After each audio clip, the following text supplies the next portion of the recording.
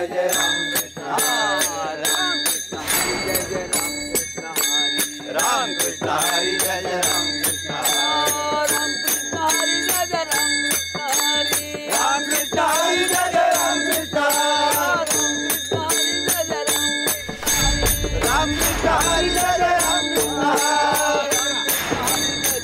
कृष्ण राम कृष्ण हरी जय जय राम कृष्ण कार्तिकीची वारी चालली म्हणजे विठुराया सुद्धा या वारकऱ्यांमध्येच असणार. विठुराया सांगणारे आहोत ना. राम कृष्ण हरी जय जय राम कृष्ण हरी जय जय राम कृष्ण राम कृष्ण हरी जय जय राम कृष्ण राम कृष्ण हरी जय जय राम कृष्ण हरी जय जय राम कृष्ण हरी राम कृष्ण हरी जय जय राम कृष्ण अहो अहो ऐका ना, मला माहेरी नका पाठवू. मला माहेरी नाही जायचंय. हो तर तुम्हाला मी नको आहे ना. तर काय तरी पण ती थोडी मारून जीव देईल, पण मला माहेरी नका हो धाडू. माझ्या उमय्यप्पांना खूप वाईट वाटेल आणि माझ्या आजीला म्हातारपणात हा धक्का नाही हो सहन होणार. जे काय करायचं असेल ना ते तुझ्या माहेरी गेल्यावर कर. त्याचं मला काही सोयर सुतक नाही. चल. अहो ऐक तरी. अहो उमय राम कृष्ण हरी जय जय राम कृष्ण राम कृष्ण हरी जय जय राम कृष्ण राम कृष्ण हरी जय जय राम कृष्ण राम कृष्ण हरी जय जय राम कृष्ण. सखूची हाक आली का नाही असं वाटलं. खूप भास झाला असेल तुला. मी काय म्हणते, लेकीला माहेरचाच तर आधार असतो ना. सखू माहेरी आली तर तिला धीर कोण देणार.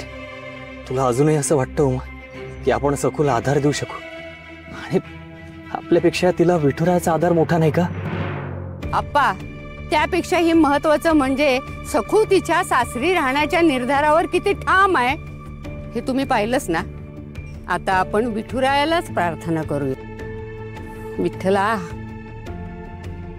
तूच बघ रे बाबा. आता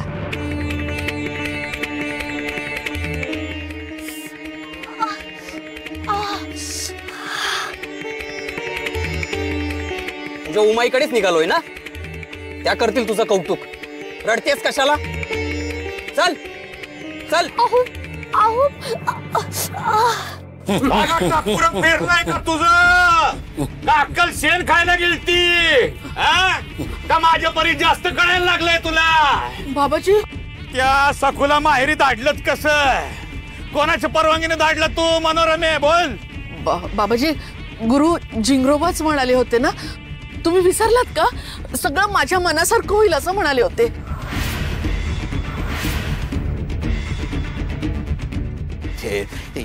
अगं तुझ्या मनासारखं होणार म्हणजे ती माणिक तुझ्या घरी येईल असं म्हणले असतील जिंगरोबा. हो म्हणजे सखू माहेरी गेली की मगच माणिक येणार ना. अगं पण सखूला माहेरी धाडण्याचा प्रश्नच येत नाही. विषयच येत नाही ना यात. सखूला तू इथं माझ्या पायाशी लोळण घ्यायला लावणार होतीस. तिला इथं माझ्या पायाशी शरण यायला लावणार होतीस. माझी माफी मागायला, माझी दासी बनायला लावणार होतीस. काय झालं त्याचं काय झालं. बाबाजी ते हे बघ, जोवर सखू इथं येत नाही ना आमच्या पायाशी शरण येत नाही आम्हाला, तवर तिला कुठं बी पाठवायचं नाही सांगून ठेवतोय. हा हो बाबाजी. बाबाजी तुम्ही रागू नका. तुम्ही क्षमा करा मला. तुमची एकनिष्ठ भक्त आहे मी बाबाजी. काय झालं रागाच्या भरात बोलून गेले मी. ध्यानात नाही राहिलं. पण तुम्ही माझ्या पाठीशी आहात माझी खात्री आहे. बाबाजी तुमच्या मनासारखंच होईल. मी वचन देते तुम्हाला. त्या सखूला कसंही करून काही करून मी तुमच्या पायाशी आणेन. बाबाजी पण तुम्ही रागू नका. मी माझ्या चुकीची शिक्षा घेते. हो बाबाजी चुकले. बाबाजी चुकले मी. बाबाजी मला क्षमा करा. मी चुकले.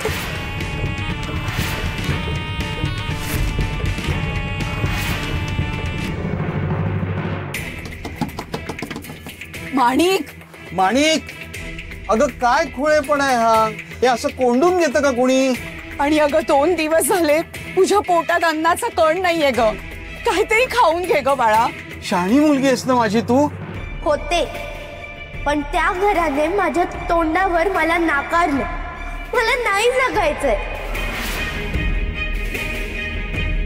कळत नाही अगं, ही कार्टी काय करेल काही सांगता येत नाही.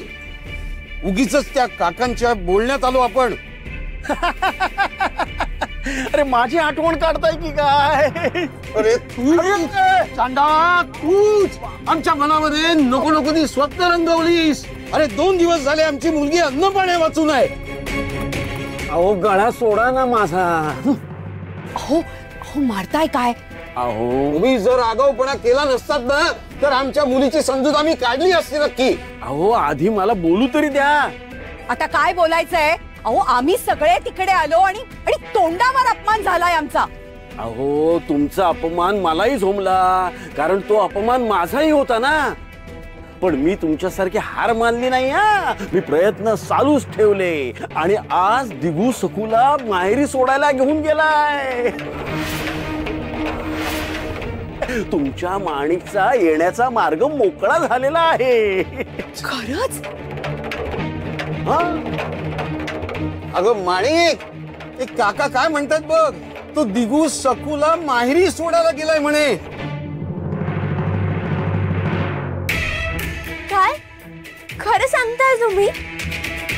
माणिक, माणिक, अगं सखूला माहेरी सोडायला हा दिगू गेलाय. आई, जावयाला अरे तुरे करणं शोभतं का ग? आहोंना आदराने नको का बोलवायला? हो ग बाई. अहो चल चल. अहो ऐका ना, मला माहेरी नका ना नेऊ. अहो बघ, उगाच आव आणू नकोस. आता आपण जवळ पोहोचलो. आणि तुझ्या उमाईला सांग, त्या लावतील हळद. आणि तरीही चालता येत नसेल तर मी तुला उचलून घेऊन जाईल. पण आज तुला माहेरी सोडणार म्हणजे सोडणार. चल. अहो पण ऐका तरी. दिगू, दिगू थांब. दिगू, दिगू थांब. रमाई,